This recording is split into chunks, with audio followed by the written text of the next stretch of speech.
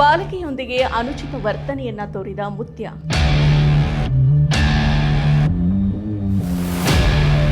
ಸ್ವಘೋಷಿತ ದೇವಮಾನವ ಮುತ್ಯ video viral.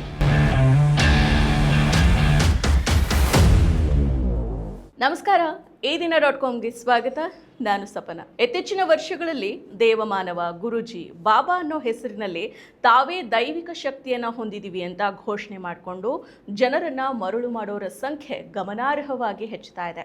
ವೇಷಭೂಷಣ, ಆಕರ್ಷಕ ಮಾತು, ಭಕ್ತರ ಮನೋಭಾವದ ದುರುಪಯೋಗ ಇವೆಲ್ಲವನ್ನ ಬಳಸಿಕೊಂಡು ಜನರ ನಂಬಿಕೆಯನ್ನೇ ಬಂಡವಾಳ ಮಾಡಿಕೊಂಡು ಹಲವರು ಲಾಭ ಮಾಡ್ಕೊಳ್ತಾ ಇದ್ದಾರೆ. ಅಂಥವರ ಸಾಲಿನಲ್ಲಿ ಮಲ್ಲಿಕಾರ್ಜುನ್ ಮುತ್ಯ ಎಂಬಾತನು ಕೂಡ ಒಬ್ಬ. ಸದ್ಯ ಈ ಸ್ವಘೋಷಿತ ದೇವಮಾನವನ ವಿರುದ್ಧ ಪೋಕ್ಸೋ ಪ್ರಕರಣ ದಾಖಲಾಗಿದೆ. ಹೌದು, ಯಾದಗಿರಿ ಜಿಲ್ಲೆಯ ಶಹಾಪುರ ತಾಲೂಕಿನ ಮಹಲ್ ರೋಜಾದ ಸ್ವಘೋಷಿತ ದೇವಮಾನವ ಮಲ್ಲಿಕಾರ್ಜುನ್ ಮುತ್ಯ ಅಪ್ರಾಪ್ತ ಬಾಲಕಿಯ ಜೊತೆಗೆ ಅನುಚಿತವಾಗಿ ವರ್ತಿಸಿರುವುದಾಗಿ ಹೇಳಲಾಗಿರೋ ವಿಡಿಯೋ ಸಾಮಾಜಿಕ ಮಾಧ್ಯಮದಲ್ಲಿ ಹರಿದಾಡ್ತಾ ಇದ್ವು.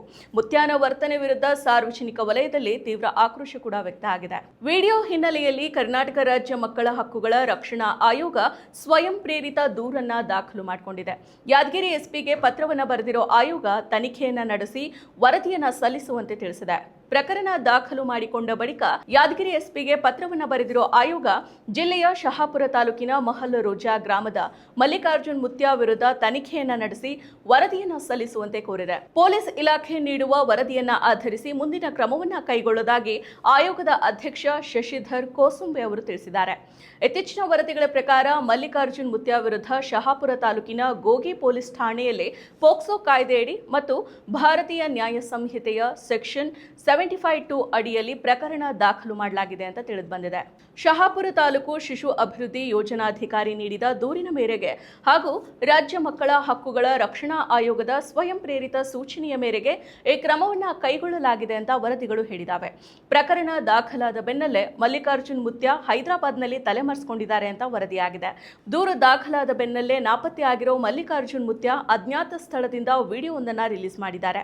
ಈ ವಿಡಿಯೋದಲ್ಲಿ ನನ್ನ ಶ್ರೀಮಠದ ಭಕ್ತಾದಿಗಳೇ, ಯಾವುದೇ ಆತಂಕವನ್ನ ಪಡಬೇಡಿ, ನಾನು ಇಲ್ಲೇ ಲೋಕಲ್ ಅಲ್ಲೇ ಇದ್ದೀನಿ, ಮಠದಲ್ಲಿ ಸಾಮೂಹಿಕ ಮದುವೆ ಇದ್ದ ಕಾರಣ ಕಾರ್ಡ್ ಅನ್ನ ಕೊಡೋದಕ್ಕೆ ಬಂದಿದ್ದೀನಿ, ಪೊಲೀಸ್ ಸಿಬ್ಬಂದಿ ಕರೆ ನೀಡಿದ್ದಾರೆ ಅನ್ನೋದು ಕೇಳಿದ್ದೀನಿ, ಖಂಡಿತ ಪೊಲೀಸ್ ಅಧಿಕಾರಿಗಳು ನಾನು ಯಾವಾಗ ಬಾ ಅಂತಾರೆ ಆಗ ನಾನು ಹೋಗೋದಕ್ಕೆ ಸಿದ್ಧ ಇದ್ದೀನಿ, ಈ ವಿಷಯದ ಬಗ್ಗೆ ಆತಂಕ ಪಡೋ ಅಗತ್ಯ ಇಲ್ಲ, ನೀವು ಆತಂಕ ಪಡಬೇಡಿ ಅಂತ ಹೇಳಿದ್ದಾರೆ.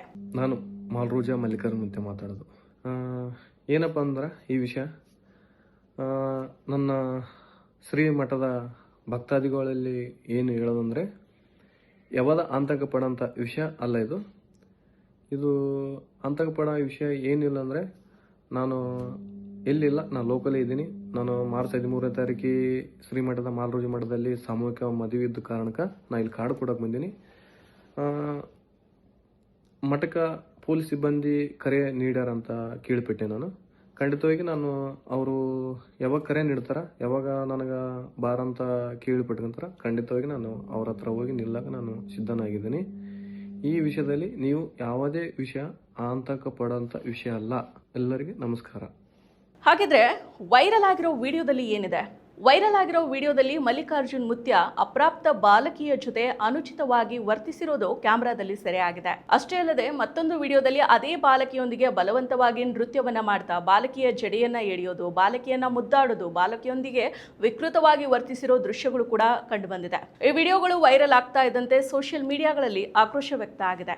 ಇನ್ಸ್ಟಾಗ್ರಾಮ್ ಹಾಗೂ ಫೇಸ್ಬುಕ್ ಸೇರಿದಂತೆ ನಾನಾ ಸಾಮಾಜಿಕ ಮಾಧ್ಯಮಗಳಲ್ಲಿ ವಿಡಿಯೋ ವೈರಲ್ ಆಗಿದೆ.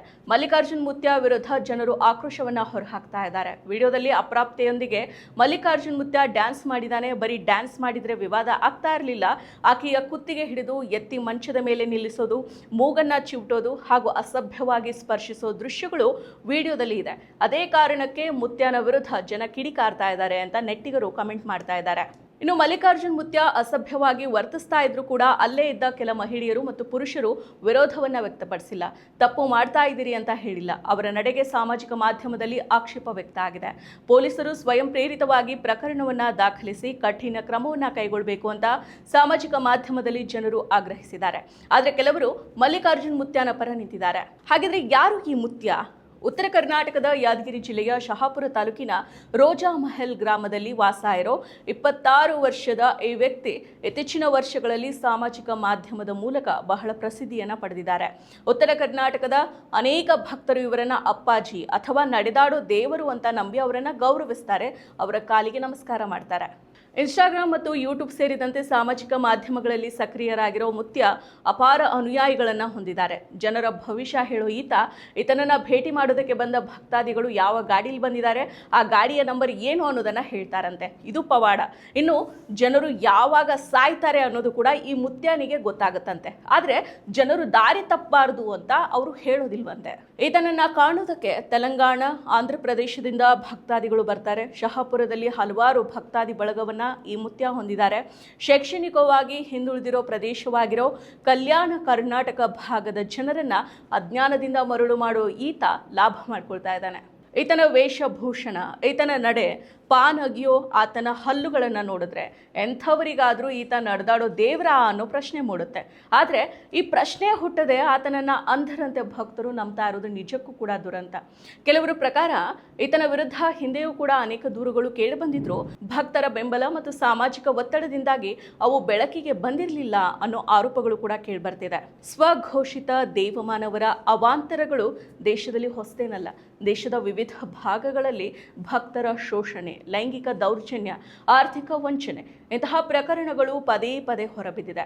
ಅಪ್ರಾಪ್ತೆಯ ಮೇಲೆ ಲೈಂಗಿಕ ದೌರ್ಜನ್ಯ ಪ್ರಕರಣದಲ್ಲಿ ಶಿಕ್ಷೆ ಅನುಭವಿಸ್ತಾ ಇರೋ ಅಸಾರಾಂ ಬಾಪು, ಚಿತ್ರದುರ್ಗದ ಮುರುಘಾ ಮಠದ ಸ್ವಾಮೀಜಿ, ಮುರುಘಾಶ್ರೀ ವಿರುದ್ಧ ಪೋಕ್ಸೋ ಪ್ರಕರಣ, ಲೈಂಗಿಕ ದೌರ್ಜನ್ಯ ಪ್ರಕರಣಗಳಲ್ಲಿ ಶಿಕ್ಷೆಗೆ ಗುರಿಯಾದ ಹರಿಯಾಣದ ಗುರ್ಮಿತ್ ರಾಮ್ ರಹೀಂ ಸಿಂಗ್, ಕೊಲೆ ಮತ್ತು ಇತರ ಅಪರಾಧ ಪ್ರಕರಣಗಳಲ್ಲಿ ಬಂಧನಕ್ಕೊಳಗಾದ ಹರಿಯಾಣದ ರಾಮ್ಪಾಲ್ ಸಿಂಗ್ ಜತಿನ್, ಅಸಾರಾಂ ಬಾಪು ಅವರ ಮಗ ನಾರಾಯಣ್ ಸಾಯಿ ಅತ್ಯಾಚಾರ ಪ್ರಕರಣದಲ್ಲಿ ಶಿಕ್ಷೆಗೆ ಒಳಗಾಗಿದ್ದಾರೆ.